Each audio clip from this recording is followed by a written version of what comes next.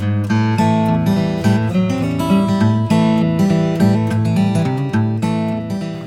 my name is François. I'm the owner of Fromagerie Kapuskasing, so a cheese factory in Kapuskasing, Ontario.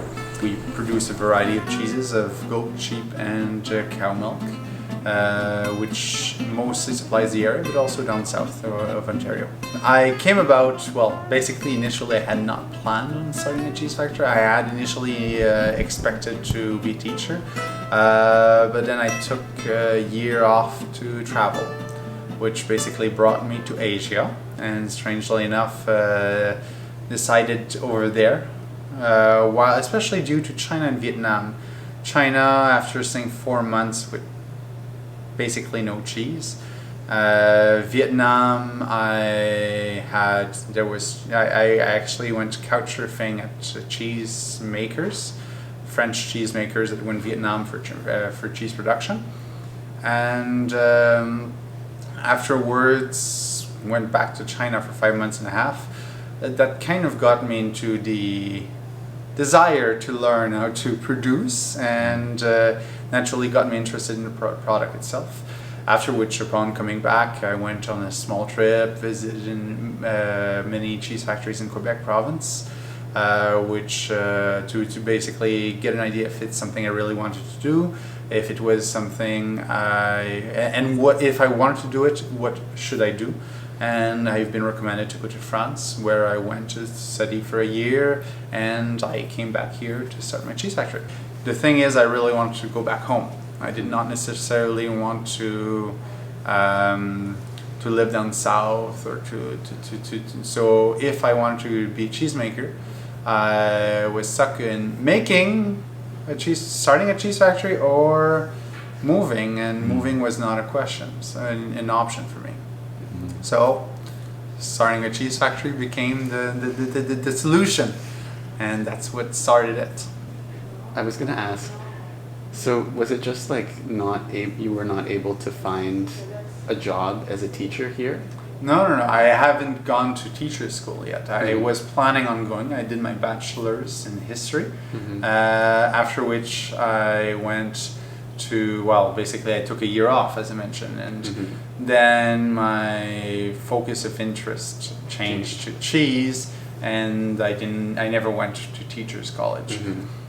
Naturally, it would have been a bit harder due to having depopulation a bit in the area, so that would have been a bit harder because we have no production of teachers as well. But on the other hand, that would have been a route I would have went through if I had not selected another option. And it sounded even crazier than becoming a teacher, so why not? Would you recommend taking a year off to young people to experience new things and maybe get new ideas about what you could do? If you have the means, I would recommend, yes. It does open eyes, it does give, well, basically it's, first of all, traveling is a great experience. Learning about a bit, there's many ideas. You come up with many things you never have thought of growing up in your area. Basically talking in your field or with people of your surrounding. I mean, I would not have considered starting a cheese factory had I not traveled. Naturally, I have not. I'm sure there's other ideas that could have come up had I done things differently, had I traveled elsewhere, for instance. But I'd have to say that I'd recommend. It's fun, but you need to have solid plans, and I'm aware not everyone is necessarily comfortable. It's not something that's always comfortable. Especially if you want to do it relatively cheaply. I mean, you have a bit of an idea about that. You're not staying at every hotels and on the highway, for instance, and you're not going at a restaurant every night, probably. So there's if you want to do it cheaply, you need to manage it. You'll get lost for time. You'll have multiple issues with getting understood and understanding them. So, well, it makes you understand as well that English and French are not everywhere, not useful everywhere, and it makes you appreciate or interested in learning more things as well. I feel from my personal experience, I feel you learn a lot from traveling, and it makes you re-examine a lot. What made you want to come back to Kapuskasing? Could you tell us more about? Well, I grew up here, so basically this is where my family is. I have a certain comfort zone. I mean, and it's always a place I really enjoyed. I like visiting, or I like being in big cities, but I do not want to live in one, for instance. So I was always considering a town 8,000 would be approximately, well, it's big enough, not too big, not too small. It was good size, and there's a huge advantage with having a lot of relations with the communities at large, whether it's family related or a friend. I love this area overall. I mean, it's we might not have the most varied cuisine or things like that, but I simply enjoy the culture. I'm comfortable here, whereas. Well, could say I'm comfortable elsewhere, but I'd say I like this area. I like my town. I like my surrounding, the basic culture of the area. Is there a favorite thing you have about Kapuskasing? Okay, the thing is perspective. It's from my perspective. So from someone who grew up here, I always felt. I was welcome most everywhere. People were always very, and okay, maybe, well, ties are probably very strong because pretty much anyone I meet on the street, in the market or in the store, etc., you can find someone you know in between the two of you. Oh, you're the grandfather of, oh, you're the daughter of, oh, you're the cousin of. So you're always related in a way, even if not family, and you know very well someone that they are directly related to. And so it does make for some familiarity and comfort. To that extent, that might be it, but it's picking one out of many. Yeah. Is there anything that you find unique about the Francophone culture in Northern Ontario, even compared to maybe Quebecois or elsewhere? Well, the thing is, if you want to, okay, we have our own identity. I mean, we distinguish ourselves from the Fransaskois and Franco-Manitobans and etc.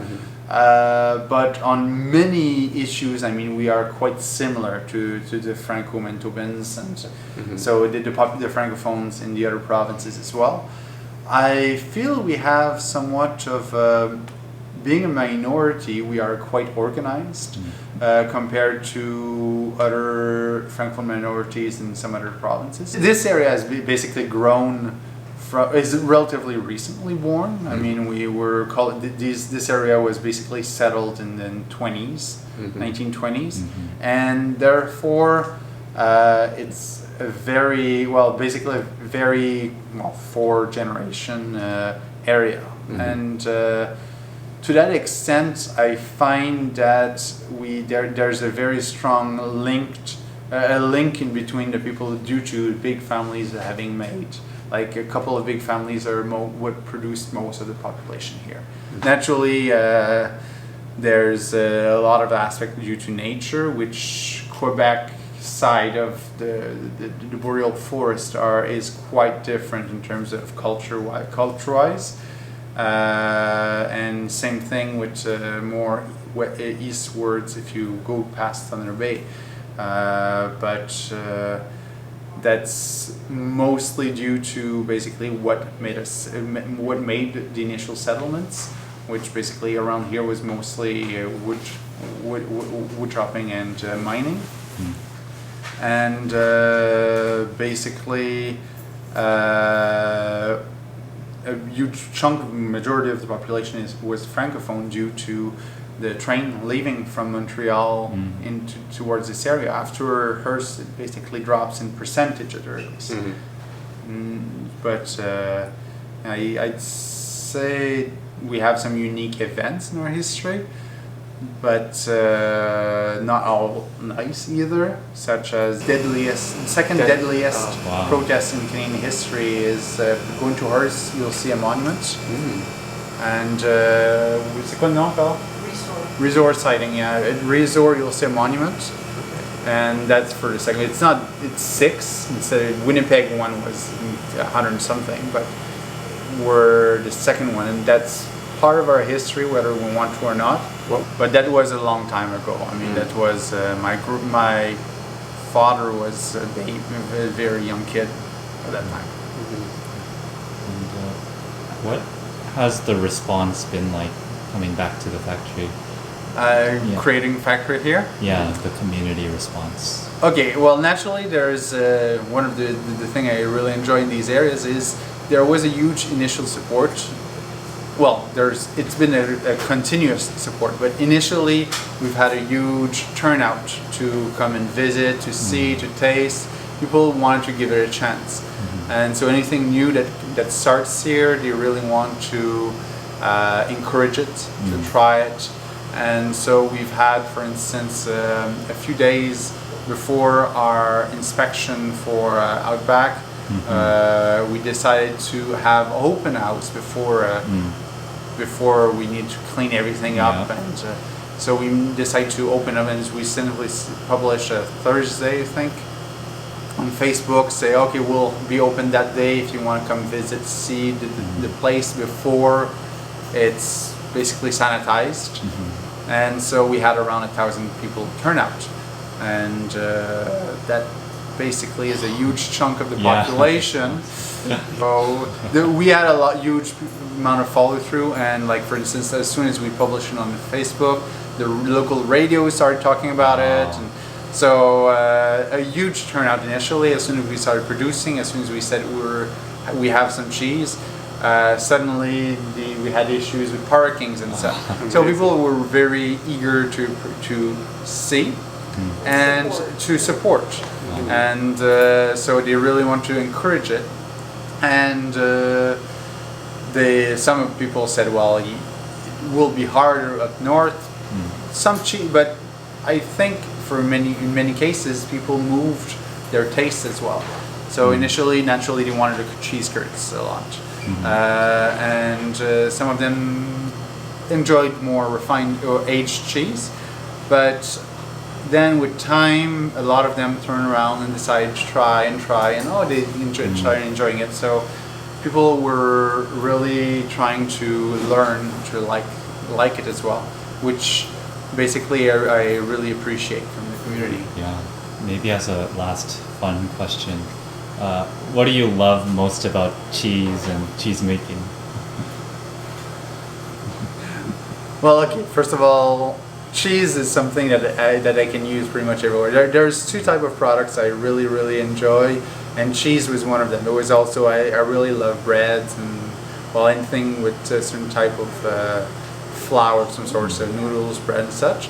But cheese, I feel, completes so many meals. So it's something that goes well alone as on a platter, goes well in cooking overall, and